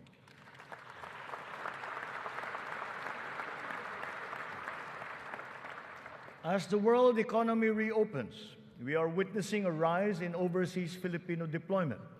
In 2022, the number has increased by 62%. OFWs continue to send in historically high remittances, solidifying their role in our transformative economic growth. In 2022, our OFWs contributed $32.5 billion, or roughly 1.8 trillion pesos, to our economy. Several countries have also signified interest to explore bilateral labor cooperation with the Philippines in the areas of healthcare, tourism, hospitality, engineering, construction, and information technology. Recently, we signed agreements with Singapore, Austria, and the province of Alberta in Canada. Our priority is to ensure that the principles of ethical recruitment, fair employment, and the safe and orderly migration of our people are embodied in our agreements with other countries. For example, the deployment issue in the Kingdom of Saudi Arabia has now been resolved. And as of today, 70,000 of our OFWs have already been deployed to Saudi Arabia for employment.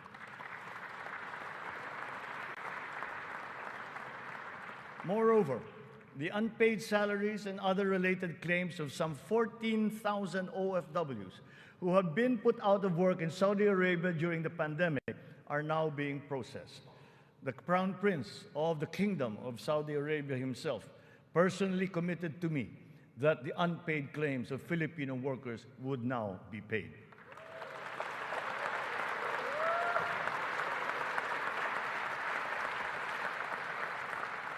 The continued employment of some 50,000 workers and the deployment of many more Filipino seafarers aboard EU vessels has also been assured. The lesson for us is that our education and skills training must always be attuned to the high, exacting, and constantly evolving global standards. Sa pagsusumikap ng mga mamamayan, walang hindi kakayanin.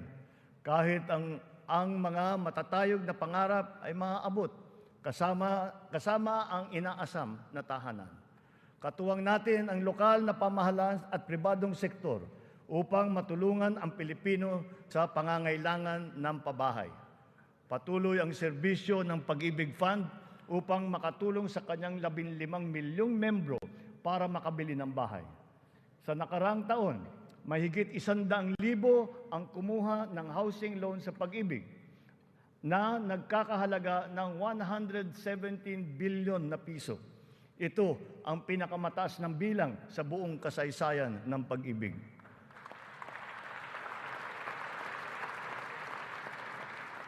Itong nakalipas na taon, mahigit 148,000 na kabahayan at mahigit 30,000 mga Certificate of Eligibility of Lot Award ang naipamahagi sa Luzon, sa Visayas at sa Mindanao sa ilalim ng sari-saring mga programang pabahay ng pamahalaan.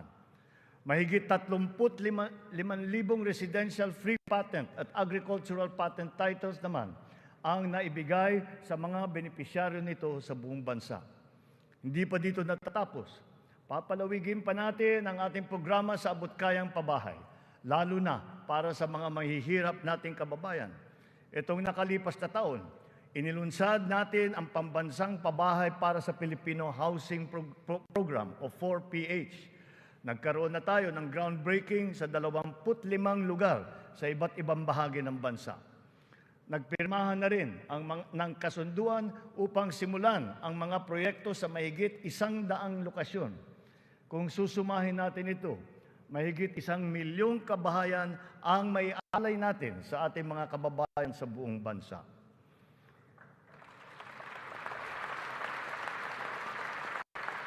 The building blocks of progressive, livable, and sustainable communities will never be complete without appropriate and responsible action to mitigate and to adapt to the effects of climate change. We can never lose sight of our responsibility to the future.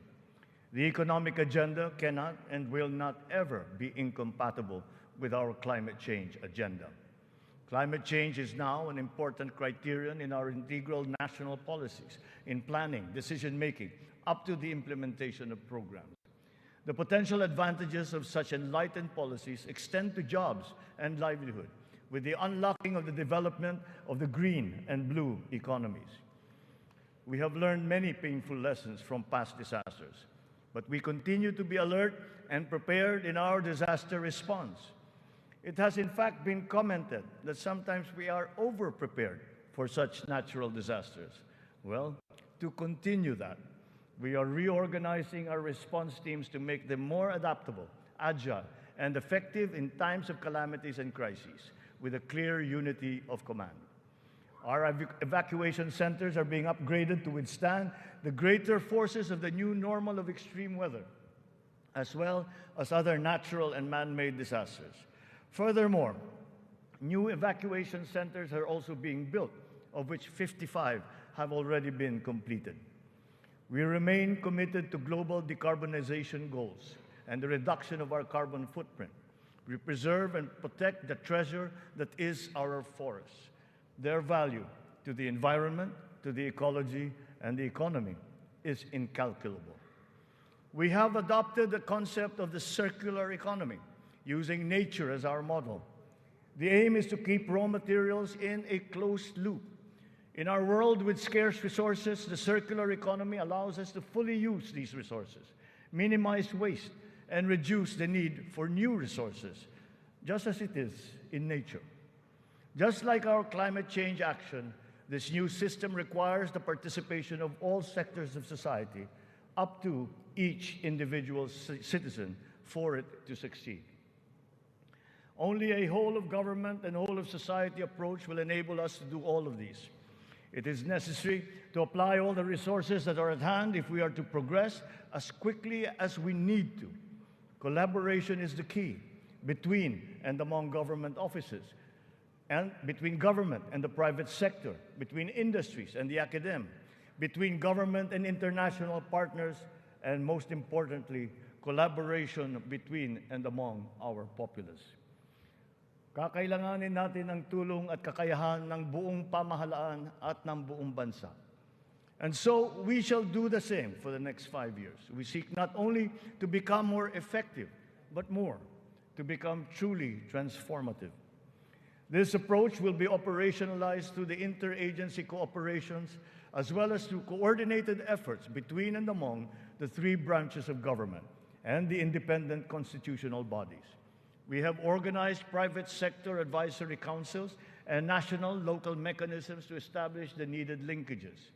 Once again, on this same principle, I urge the government to enact a new government procurement law and a new government auditing code.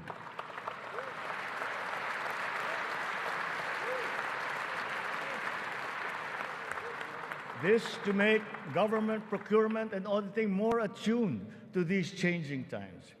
We will give effect to the mandate of the Constitution and the Local Government Code as clarified by the Supreme Court very soon.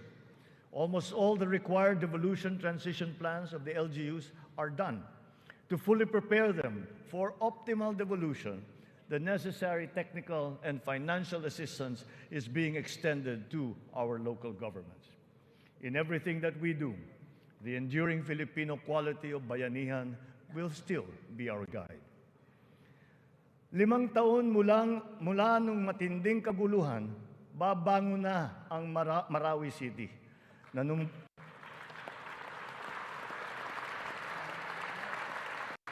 Nanunumbalik na ang sigla sa pamayanan, maraming proyekto ang nakumpleto at mga infrastrukturang naitatayo.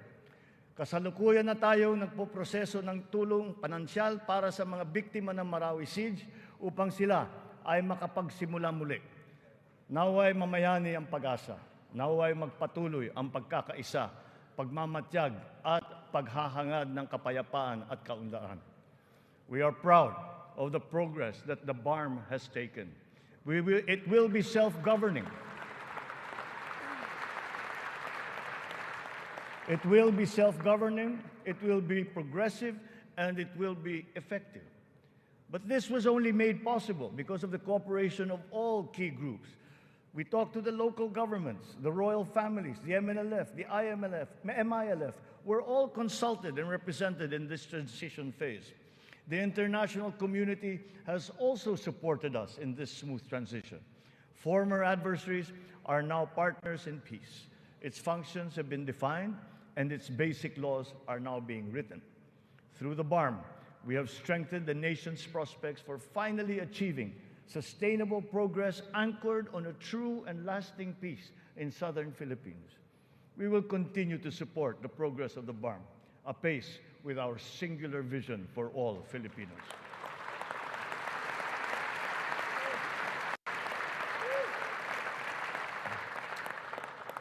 A strong and stable rule of law will strengthen the foundation of our transformation.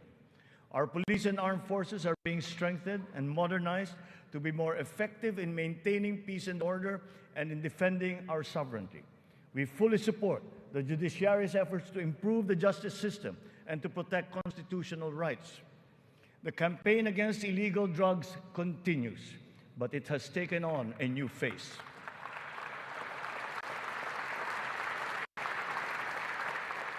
It is now geared towards community-based treatment, rehabilitation, education, and reintegration to curb drug dependence amongst our affected citizenry.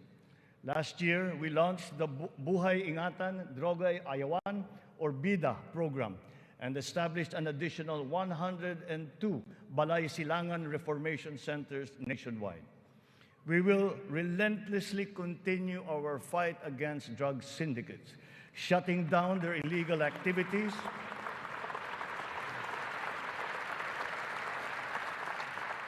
we will shut down their activities and dismantle their network of operations. unscrupulous law enforcers, and others involved in the highly nefarious drug trade have been exposed. I will be accepting their resignations.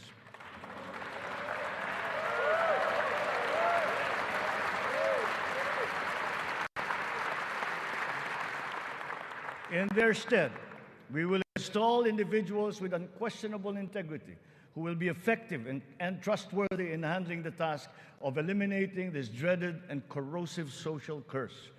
We cannot tolerate corruption or incompetence in government.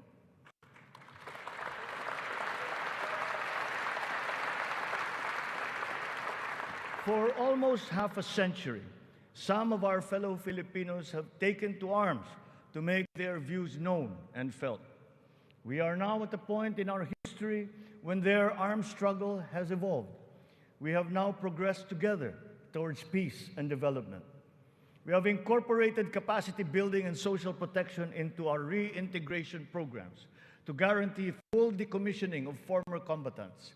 Through community development and livelihood programs, the barangay development and enhanced comprehensive local integration programs have been effective in addressing the root cause of conflict in the countryside. To complete this reintegration process, I will issue a proclamation granting amnesty to rebel returnees, and I ask Congress to support me in this endeavor.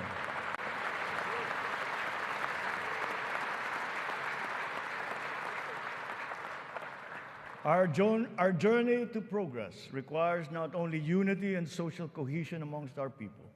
It is also imperative that our nation remains intact and inviolable, our sovereignty preserved. We will protect our sovereign rights and preserve our territorial integrity in defense of a rules-based international order.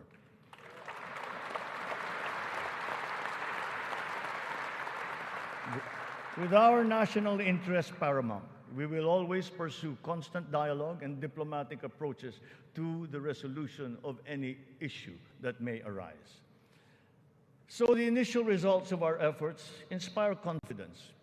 Let us continue to be relentless in our aspiration of peace and progress. This has not been the work of a single person, neither a single branch of government, nor even the whole government acting alone. This is the collective synergy achieved by all Filipinos working together. It took a whole-of-nation effort to achieve this immediate recovery from our pandemic slump. Unity was what made us rise once more. Nagsisimula pa lamang tayo. Ang pagbangon ng ating bayan ay magpapatuloy pa. Hinihiling ko ang inyong tiwala at pakikiisa. Sa ganitong paraan, makakamtan natin ang ating tanging hangarin, ang maginhawa, matatag at panatag na buhay para sa lahat ng Pilipino.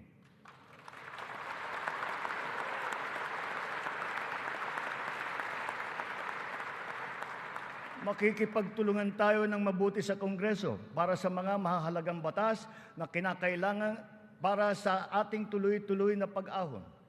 And once again, I appeal to Congress for its support for the following priority legislations. The essential tax measures under our medium-term fiscal framework, such as excise tax on single-use plastics, VAT on digital services, rationalization of mining fiscal regime, motor vehicle users charge, road users tax, the military and uniform personnel pension, amendment of the Fisheries Code, amendment of the Anti-Agricultural Smuggling Act, amendment of the Cooperative Code, new government procurement law, new government auditing code, anti-financial account scamming, Tatak Pinoy law, the blue economy law, ease of paying taxes, LGU income classification, and the Philippine Immigration Act. In the past year, it has been a source of great hope and optimism to me to now know that there is an enormous pool of highly competent and dedicated workers serving in our government. It is up to us to provide good leadership and guidance. They love the Philippines and have responded to our call.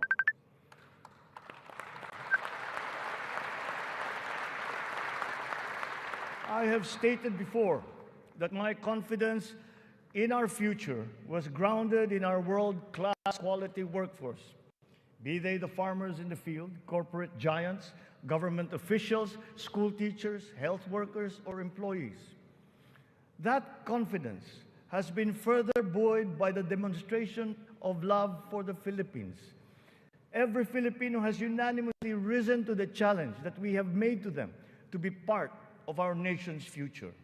Handa silang maghandog ng tulong dahil mahal nila ang kanilang kapwa Pilipino at mahal na mahal nila ang Pilipinas. And thus, with this in my heart, I know that the state of the nation is sound and is improving. Dumating na po ang bagong Pilipinas. Maraming salamat po sa inyo.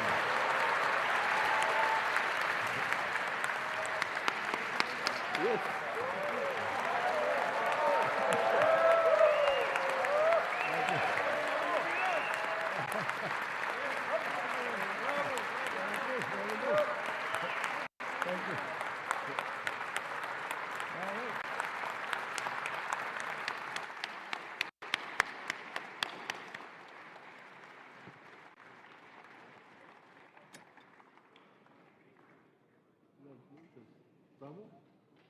Congratulations, boss. Go for its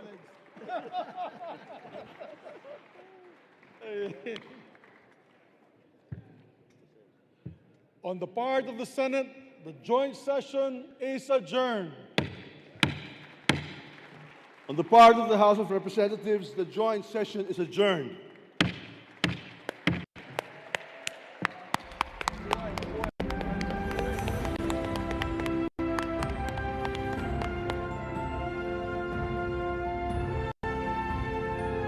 Medyo wala pa ako sa ulirat sa mga sinabi ni Pangulo. Ang ganda ng mga plano niya.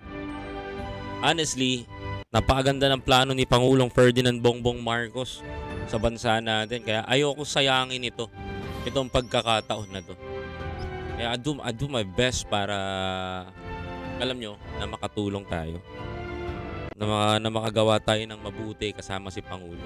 Kasi how could you imagine na isa sa mga plano niya ay power plant, 'di ba?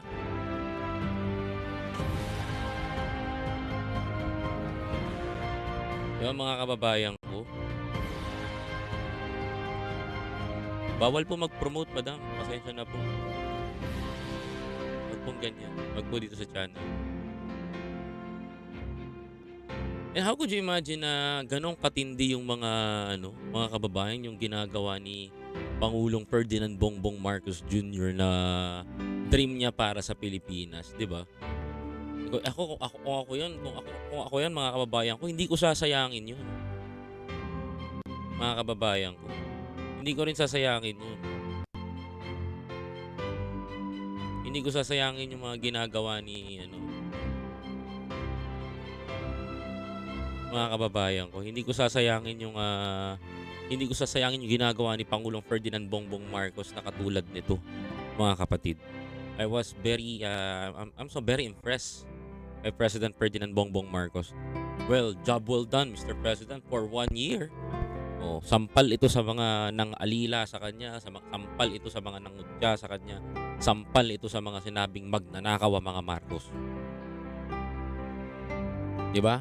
Sabi ko sa inyo trabaho muna bago balita, trabaho muna bago photo op. 'Di ba? Inauguration muna. Tayo muna natin, saka natin ibalita sa mga Pilipino. Ganun ang pinapakita ni President Ferdinand Bongbong Marcos. 'Di ba? Yung iba hindi maiintindihan yan. Yung iba akala nila wala lang. Pero mga kapatid, tignan nyo, 'di ba? Ito yung ginagawa ni President Ferdinand Bongbong Marcos. Hindi ngayon.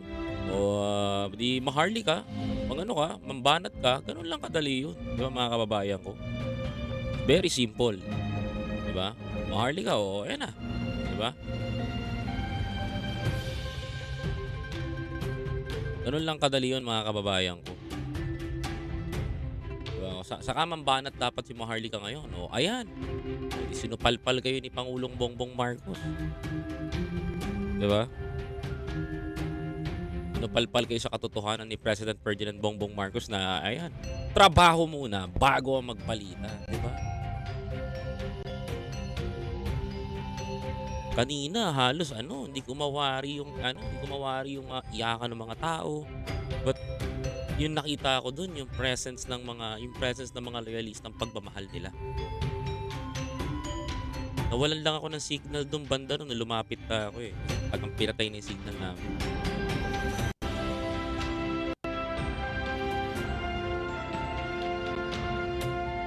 Si Senator Rapi Tulfo to ah. Meron makulit lang yan. Ayan yun na yan. Ako na lumigwak.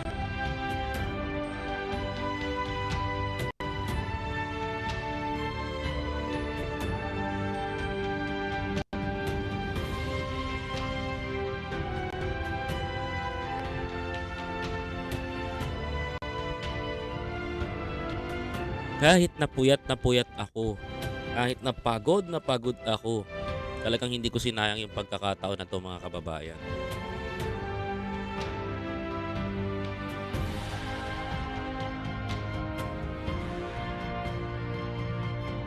O di napahiya si Maharlika sa mga sinabi niya kay Pangulong Ferdinand Bongbong Marcos, di ba? Di ba, kababayan? Di lahat ng sinabi ni Maharlika na 1 taon niyang sinisiraan si Pangulong Bongbong Marcos. 'Di ba? O ito ngayon ang ganti. Ito ngayon tikman mo, 'di ba? Ganyan ang ginagawa. Trabaho na lang bago niyo punahin ng punahin. Pinunan ni Maharlika si Pangulong Bongbong Marcos, yung mga tao naniwala naman. Sumama doon, nagpakaano, 'di ba? O ito ngayon ang nangyari, mga kababayan ko. See? The President of the Republic of the Philippines is doing job as well para sa mga Pilipino, 'di ba? Nilaan niya na yung 6 na taon niya na buhay niya para sa mga kababayan natin Pilipino. Di ko man naabutan si Apo Lakay pero grabe. Yung ginagawa ni Apo Lakay is gagawin niya. Number 1, yung pinakapangarap ng mga Pilipino, yung mga pinakapangarap natin. Alam niyo kung ano yung pinakapangarap natin? Power plant. Pero magpapatayo siya ng ilang power plant dito sa Pilipinas. Di ba? How could you imagine that? Sabi ko, wow! Ibang klase. Ang tagal ng pangarap ng mga Pilipino to. Yung Bataan Nuclear Power Plant gusto nang buksan. Inilalaban, isinusulong. Pero ito si Pangulong Bongbong Marcos sabi niya, hindi, gagawa tayo. Tatandaan ko yung sinabi niya na yun. Tapos yung isa sa pinakamasarap na napakinggan ko doon, mga kababayan ko, alam niyo kung ano? Yung mga kababayan natin nagpapakimotherapy sa mga public hospital, wala nang bayad. Ang laking ginhawa po niyan. Sobra. E-governance app. Ito na. Hindi na tayo magpapakapagod pumila sa mga government agencies, di ba?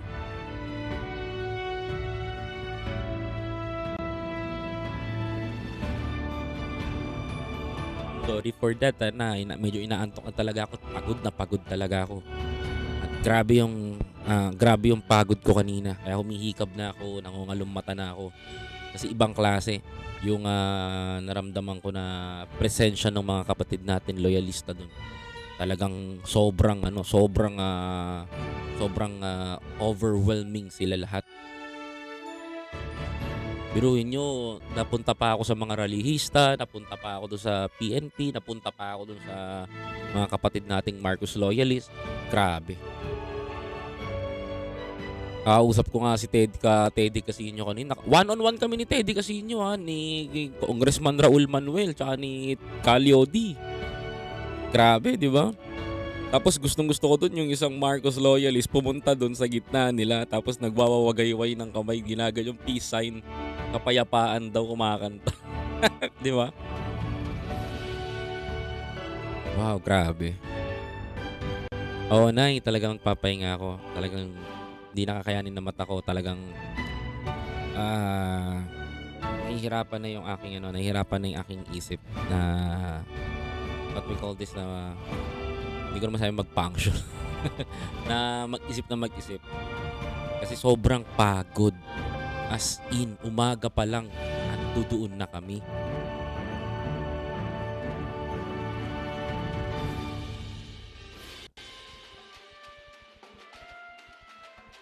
Talagang kinaga ko siya, hindi ko talaga pinalampas yung pagkakataon na yun. Kasi pag pinalampas ko yan mga kababayan ko, sayang. Isang beses lang naman mangyayari yan and the history is nandoon pa rin tayo. Siyempre, nung kampanya, kasama natin si Pangulong Ferdinand Bongbong Marcos. My God, hindi ka ba mawawala ka pa ba sa eksena? Doon pa kaya sa sa SONA, unang SONA, pangalawang SONA, ando doon tayo, di ba? Yes, mabuhay po si Pangulong Ferdinand Bongbong. And Diyos ko, ano na naman yatang masasabi ni Ugok na Bilambla na sa si Maharlika. Ay, nako. Ako na magsabi, Ma'am Carolee Benson. Ma'am Carolee Benson. Coralie pala. Ma'am Coralie Benson. Nako, syempre, puro lait. Lait. Wala naman sila magagawang magandang maibubunot sa Pangulong Ferdinand Bongbong Marcos kundi tayo lang naman nakakakita nun. Hindi niya makikita yun, mga kababayan ko, di ba? Makikita ba ni Pangulong Bongbong Marcos yung nila yun? Hindi nila makikita yun. Never nilang makikita sa isang tao yun, mga kababayan ko. Never nilang mararamdaman yun because hindi naman nila makikita yun at never naman nila ma-appreciate yan. Di ba?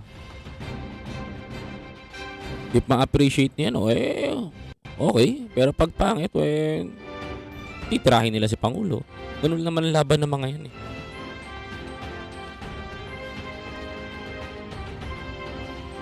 Grabe ang pagod, oh. Grabe pagod ni Pangulo. Alam mo, nag-rehearsal pa yan, ha? Kanina. Sa mga hindi nakakalam, nag-rehearsal po si Pangulo. May rehearsal yan kanina. Nakikita namin yung rehearsal niya, eh. Hindi ko na lang sasabihin kung saan ko nakita yung rehearsal niya, pero nagre-rehearsal kanina yan. Umagang-umaga pa lang kasama si Congressman Sandro.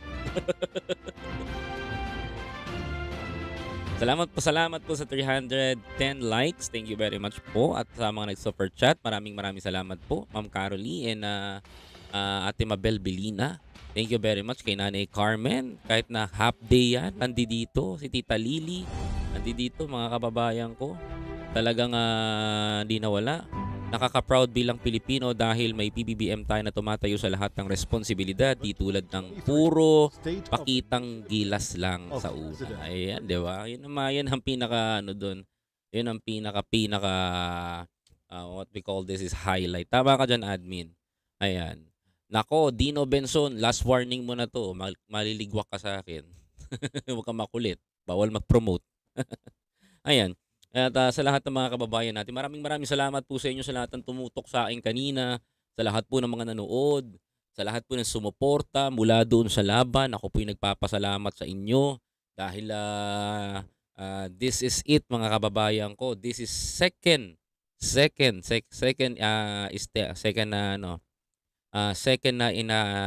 State of the Nation address ni President Ferdinand Bongbong Marcos, mga kababayan. At talaga nga namang inabangan ng maraming Pilipino. Thank you for your sharing. Maraming salamat po. Ikalawang SONA na po natin ito. Magkakasama, mga kababayan ko. Hanggang sa uli, magkakasama po tayo. Pero huwag kayong mag-alala. Huwag kayong mag-alala, mga kababayan. Dahil tutuspukin natin itong mga taong ito. Itong mga tutugisin natin yung mga sinabi at ide-debunk natin yung mga sinabi ni Congressman Raul Manuel, ni Calio de Guzman, ni Kate Di Casino kanina habang kausap ko sila. Ide-debunk natin yan, mga kababayan ko, sa mga susunod na araw dahil hindi naman ako papayag na hindi ko ide-debunk yun because paratang nila na mali, kailangan natin i-debunk. Maraming kaninang mga kababayan natin ang medyo nagtaka sa akin, ba't daw ako nasa hanay ng mga religista? Kung ngayon nyo lang ako mapapanood at kung ngayon nyo lang ako nakita dito na ginagawa ko yun, noon pa man po, simula nung unang SONA, ay ginagawa ko na po yan na mag-interview sa kanila at pakinggan sila. At saka ko po i-debunk. At least, mga kababayan, rare po yung nakuha nating statement nila at galing po sa bibig nila yung kanilang mga sinabi, mga kababayan ko. Yun po ang pinakamaganda doon.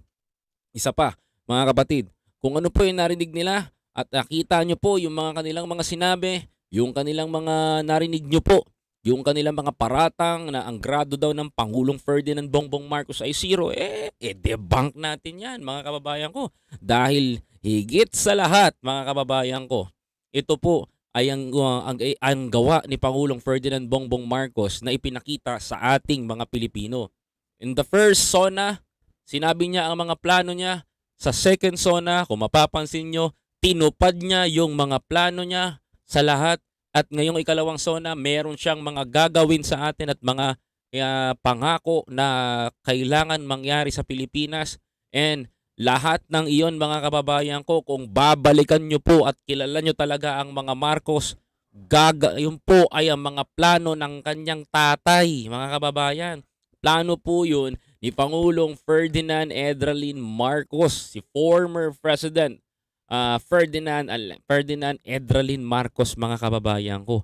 Yun ang kanyang noon pa na plano sa Pilipinas, tinutupad lang ng kanyang mga anak mga kababayan ko. Cold storage, I remember that, naalala ninyo, nasa Nueva Ecija kami ni Senator Amy, yan yung pinagagawa nila mga kababayan. Kaya Mr. President, thank you very much because hindi nasayang yung 31 million na boto. Saludo ako sa iyo. At noon at ngayon, magpakailanman, susuportahan ka namin ng buong buo. Maraming salamat po. Ako po si BYAHE ni Koy TV. Sama-sama tayong babangon muli.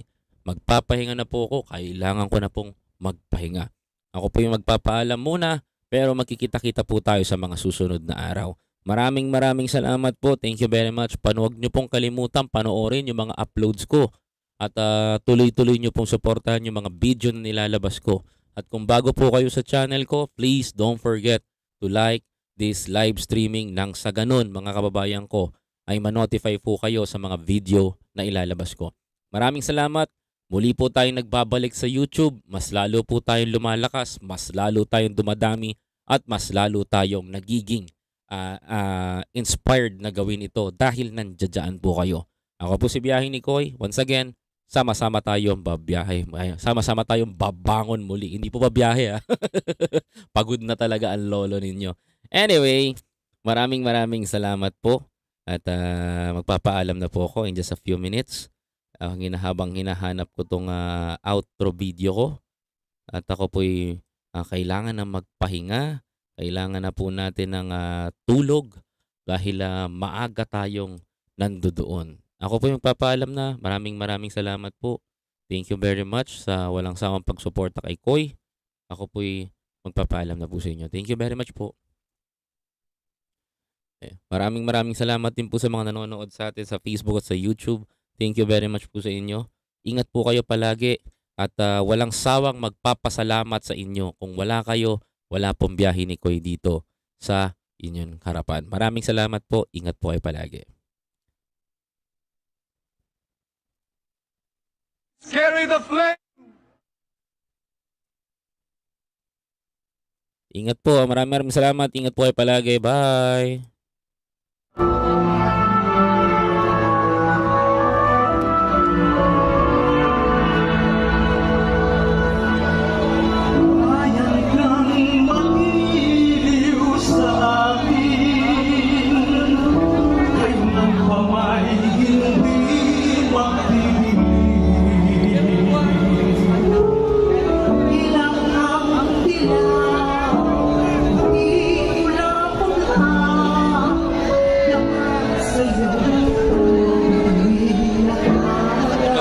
Salamat. Ingat palagi Ate Mabel. See you on December pag-uwi mo.